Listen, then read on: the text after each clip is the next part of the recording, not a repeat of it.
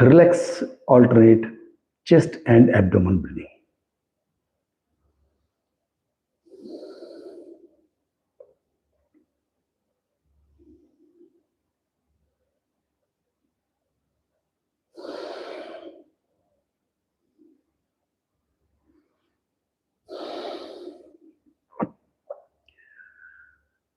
तो आज हम बताएंगे आपको ADHD, अटेंशन डेफिसिट और हाइपर एक्टिविटी डिसऑर्डर। ADHD के केसेस आजकल बहुत ज्यादा हो गए हैं। जो हमने ऑब्जर्व करा है उसका कारण केवल कंसेप्शन होता है, उससे पहले जो स्थिति होती है, और ड्यूरिंग प्रेगनेंसी जो स्थिति होती है, और आफ्टर डिलीवरी ऑल्सो। तो मेरा आप सबसे आग्रह है, जो अनमैरिड लोग हैं जो मेरे को ज्वाइन करे हुए, मैरिज से पहले pre marriage counselling is must. At least वो लोग सोच पाए, समझ पाए कि मैरिज का बेसिक जो मकसद है, रियल उसका जो प्रावधान है किस लिए है, ठीक है, वो समझने के लिए सीखना जरूरी है। इसको बिल्कुल समझें और सीखें। उसके बाद प्री मैरिज के बाद pre conception counselling is most important part of the life before birth. जब आप किसी को बर्थ देना है, उसके लिए धरती और बीज को तैयार करना, मानसिक तौर पे भी, शारीरिक तौर पे भी, मनोकायिक तौर पे भी, और बौद्धिक तौर पे भी, और आत्मिक रूप से भी। उसके लिए कुछ चीजें होती हैं, अगर वो करें तो ये बहुत अच्छा रहेगा। और जो आपके जीन्स का इफेक्ट होता है वो भी न्यूट्रलाइज हो जाए, कम से कम होगा। केवल फिल्टर्ड इफेक्ट आएगा, उसका बैड इफेक्ट ना आए, उसके लिए आपको तैयारी करनी पड़ेगी। ड्यूरिंग प्रेगनेंसी फीमेल्स को बहुत ध्यान देना होगा। फीमेल्स कौन सी? जो कि प्रेग्नेंट नहीं है। जो प्रेग्नेंट है वो तो ध्यान देंगी, यानी कि सास और मदर, नंद और भाभी, वो सब लोगों को ध्यान देना चाहिए, क्योंकि उस समय बड़ा सेंसिटिव टाइम होता है। अगर फिर उसका डिलीवरी के बाद भी, after delivery, after parturition, taking care of the child, ये सब जो 4 स्टेजेस है, very important stage of the life, turning point of the life. Please take care of child before you give the birth and after birth also. उसके लिए जिसको ADHD है, उनका परिवार पूरा बिखर जाता है और पूरी जिंदगी केवल सब छोड़ के केवल बच्चे ध्यान में लगाना पड़ता है। तो इतना ध्यान आप करते हैं, दुनिया भर की काउंसलिंग होती है, ऑक्यूपेशन थेरेपिस्ट होते हैं या इनके बच्चों के थेरेपिस्ट होते हैं ADHD के लिए, वो बहुत मेहनत करते हैं। अब उसमें अगर एक चीज ऐड कर लें तो इफेक्ट ज्यादा, जो 1 साल में होने वाला वो हो सकता है 6 महीने में हो जाए। ये पॉसिबिलिटी है। गारंटी मैं नहीं दे रहा हूं, जैसे लोग यूज करते हैं, नहीं बिल्कुल ठीक हो जाएगा, ये हो जाए, ऐसा कुछ नहीं। बट जो मैंने पढ़ा, जो मैंने उसको यूज किया, तो लोगों पर मैं नॉर्मल पर्सन में यूज करता हूं और डिसीज पर्सन में। क्या करना है? 3 गुणों को कंट्रोल करना है, तमोगुण, रजोगुण और सतोगुण। ADHD के बच्चे को हाइपर एक्टिविटी की वजह से रेस्टलेसनेस होती है और अकस्मात कुछ भी कर देता है, उसका पता नहीं चलता बिहेवियर में। उसके लिए रोकने के लिए चंद्र नाड़ी का यूज करना हमने। किसी भी तरह से उस बच्चे को राइट नोस्ट्रिल बंद करके चंद्रमा की रोशनी में खड़ा कर दे, थोड़ी देर जितना हो सकता है, और उसको आराम से सांस लेते रहे, आराम से छोड़ते। आप खुद करेंगे तो आपकी नकल वो कर सकता है।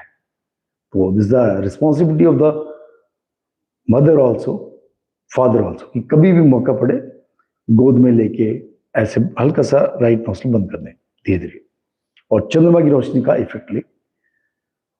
वो होता है तमोगुण का इफेक्ट, चंद्र नाड़ी से चंद्रमा का इफेक्ट लेना। अगर चंद्रमा की रोशनी नहीं भी आ रही है तो रात को डेली ये कोशिश करें कि राइट नोस्ट्रिल बंद कर दो, धीरे से सांस ले, बस आराम से सांस जैसे ले रहे लेने दीजिए।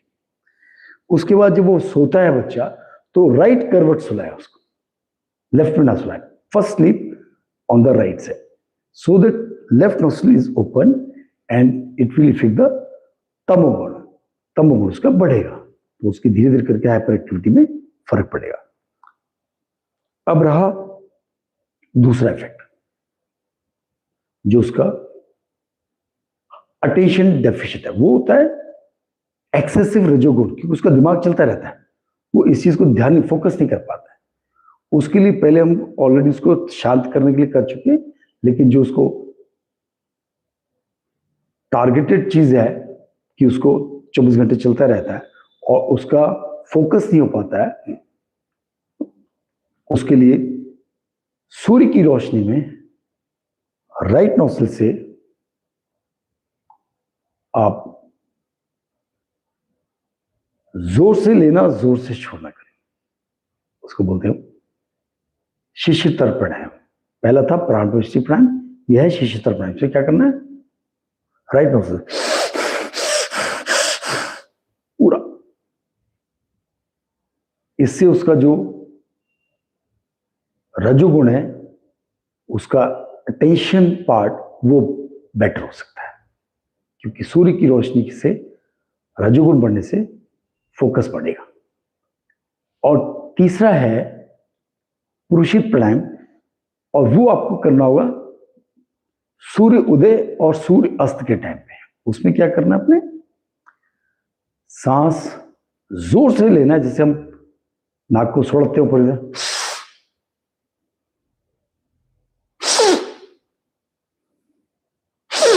ये बैलेंस करता है सूर्य और चंद्र का. इससे अंडरस्टैंडिंग बढ़ेगी बच्चे की, उसका फोकस जब बढ़ेगा, क्या किस चीज में फोकस करना है वो ये डायरेक्शन देगा. सुषुम्ना नाड़ी. तो चंद्र लोक, सूर्य लोक और ब्रह्मलोक, तीनों का इफेक्ट अलग अलग तरीके से हमने लेना है और बच्चे के अंदर उतारना है.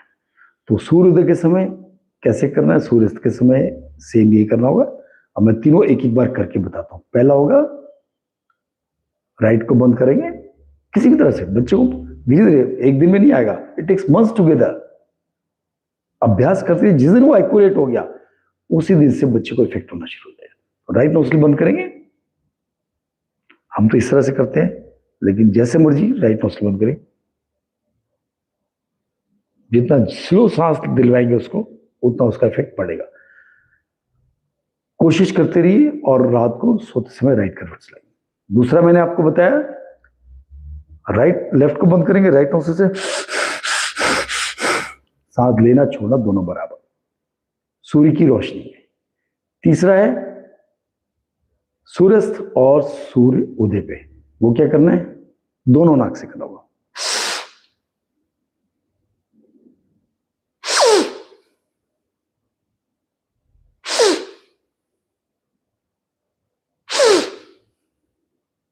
रिलैक्स, ऐसा कोशिश करें. मैं एक बार इसको दोबारा से अभ्यास करूं, मैंने कई दिनों बाद करा रहा हूं, तो कई बार कोई मिस्टेक हो, आई जस्ट क्लियर इट, क्योंकि अलग अलग केसेस में अलग अलग तरीके से हम कराते, पेशेंट को देख के उस हिसाब से हम बताते हैं.